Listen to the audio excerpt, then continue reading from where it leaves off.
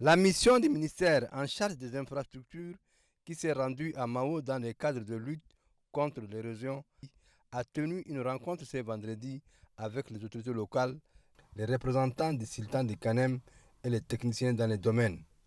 Le projet de bitumage des 20 km de voirie urbaine, les dégâts causés par les ravins et la recherche des pistes de solutions pour stopper l'avancée progressive de l'érosion étaient au menu des échanges.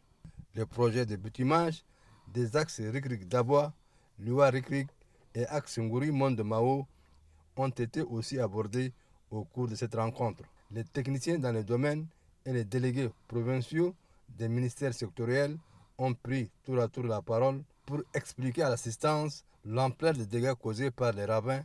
Le gouverneur de la province du Kanem a saisi l'occasion pour plaider pour le développement de la province. Par rapport à la demande de la population et les manquements qu'on a sollicités comme doléances, nous avons déjà écrit maintes reprises et parlé même vive voix des autorités compétentes. De toutes les façons, on va énumérer quelques essentiels.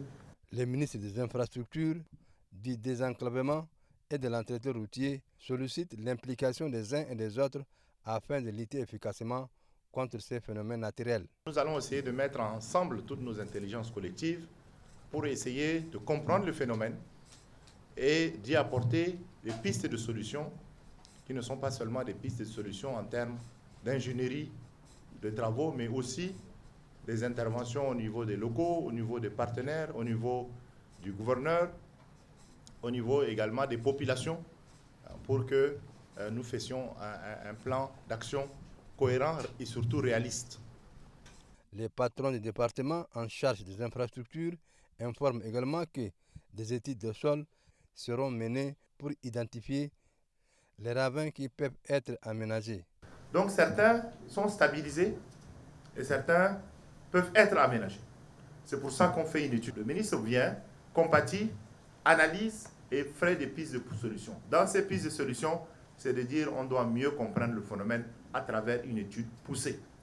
On va proposer ça aux autorités et le cabinet, les experts vont venir travailler ici en prenant des études de sol, en veillant à voir la question du drainage des eaux, l'assainissement, toutes ces questions vont être étudiées.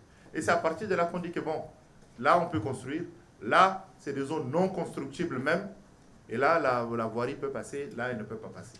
Le ministre des Infrastructures, du désenclavement et de l'entretien routier, Aziz Mamassale, rassure l'assistance de la disponibilité du département à œuvrer davantage pour l'amélioration des infrastructures de la province du Kanem.